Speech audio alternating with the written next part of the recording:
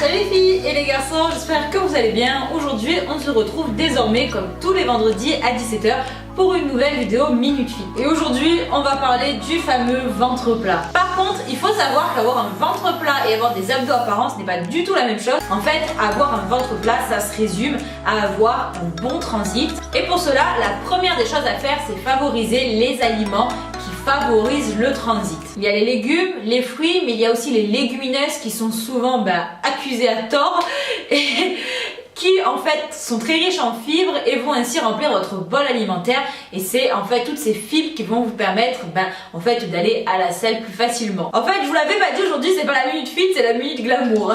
Ensuite, il faut boire beaucoup. Alors boire de l'eau de coco, des infusions, du thé. Évitez bien évidemment tout ce qui est soda, etc. Car en fait, quand vous allez boire, l'eau au contact des fibres va les faire gonfler et justement, ça va être encore une action qui va favoriser votre transit. Une autre astuce que je peux vous donner, c'est faire du sport. Alors bien évidemment, faire du sport, ça va vous faire brûler des calories, ça va vous faire éliminer les graisses, c'est bon pour la santé, mais c'est surtout très bon pour le transit. Vous n'êtes pas obligé de faire 2 heures de sport tous les jours, mais ne serait-ce que 3-4 fois par semaine, une petite demi-heure, en fait de bouger, de contracter vos abdos, etc. Ça va activer votre transit. Et enfin, de manière générale, toujours privilégier les aliments végétaux parce que ceux-ci en fait sont composés en grande partie de molécules qui ne sont pas en fait digérées par l'être humain, comme voilà, tout ce qui va être fibres, etc. En fait, ça c'est des macronutriments qui ne sont pas digérés et qui du coup en fait vont rentrer et ressortir directement en favorisant le transit. Les choses à ne pas faire. Alors la première, elle me paraît complètement évidente, mais quand on voit le nombre de paquets qui s'en vont, faut croire que ça n'est pas pour tout le monde. Bannir les boissons gazeuses. Alors quand je dis bannir, moi ça m'arrive de boire un coca de temps en temps, c'est pas la mort. Mais en fait, les boissons gazeuses, de par les gaz qu'ils contiennent, ça va vous faire gonfler le ventre. Ça c'est inévitable et c'est la mort du ventre plat. Quelque chose à ne pas faire aussi, c'est en fait de trop manger au repas. Moi je suis quelqu'un qui a beaucoup d'appétit, vous le voyez dans mes vidéos de journée dans mon assiette, c'est vrai que je mange beaucoup. D'ailleurs il y en a une qui arrive dans 2 jours dimanche, vous voyez que j'ai un bon appétit. Néanmoins, il ne faut pas se blinder le ventre, sortir de table, vous n'en pouvez plus. En fait, tout ça, ça va vous habituer à manger trop par rapport à vos besoins. Vous devez sortir de table en vous sentant un peu léger malgré tout. Enfin, le pire des trucs, c'est de grignoter toute la journée. Donc, prendre une collation, c'est bien, c'est utile, c'est même parfois indispensable, mais ça doit se faire de manière raisonnée. Bon, maintenant que vous avez un ventre plat, vous allez me dire, ouais, voilà, j'ai un ventre plat, mais j'ai toujours pas les abdos apparents.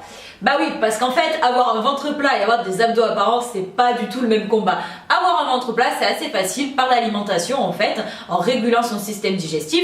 Alors qu'en fait, avoir les abdos apparents, c'est beaucoup plus compliqué, c'est plus contraignant et ça nécessite d'avoir un body fat suffisamment bas en fait pour que les muscles puissent se voir. Pour avoir les abdos apparents, donc mes conseils principaux, ça va être de faire des sports énergivores comme la muscu, le fitness. En fait, ça va être des sports qui vont beaucoup consommer d'énergie pendant la séance mais aussi après. À la salle, arrêtez de vous focaliser sur les crunchs, sur les obliques, sur le gainage. Alors bien sûr le gainage et tout c'est bien d'en faire, néanmoins pour avoir des abdos apparents, ce que je peux vous conseiller en fait, même à la maison d'ailleurs, c'est de faire des mouvements polyarticulaires qui vont recruter un max de muscles et qui vont brûler un max d'énergie. Ça va être les squats, les soulevés de terre, les développés, que ce soit pour les épaules, pour les pecs, etc. Enfin, ce que je pourrais vous conseiller, c'est bien évidemment de faire attention à votre diète, puisqu'il faut en fait que votre body fat soit suffisamment bas, donc évidemment il faut faire attention à ce que l'on mange, éviter prioritairement le sucre, notre pire ennemi, tout le monde le sait maintenant, et varier son alimentation, etc. Les choses à ne pas faire en revanche, c'est en fait croire que tout le monde peut avoir des abdos apparents. Donc bien évidemment, si vous faites une super sèche, tout le monde peut les avoir. En revanche, avoir des abdos apparents toute l'année, c'est pas pour tout le monde. En fait, ça dépend de votre morphologie. Si vous êtes le type de fille ou de mec à tout stocker en fait sur le ventre, ça va être vachement difficile pour vous d'avoir des abdos apparents toute l'année. Ensuite, il faut arrêter de croire que ça vient en un mois, parce que si effectivement en plus vous n'êtes pas très favorable à avoir les abdos apparents, ça va vous demander certainement beaucoup d'énergie et beaucoup de temps. Alors soyez patient. J'espère en tout cas que cette vidéo vous aura donné plein d'astuces et de conseils. Quant à moi, je vous retrouve vendredi prochain à 17 h pour une nouvelle vidéo Minute Fit. Ciao ciao les filles et les garçons.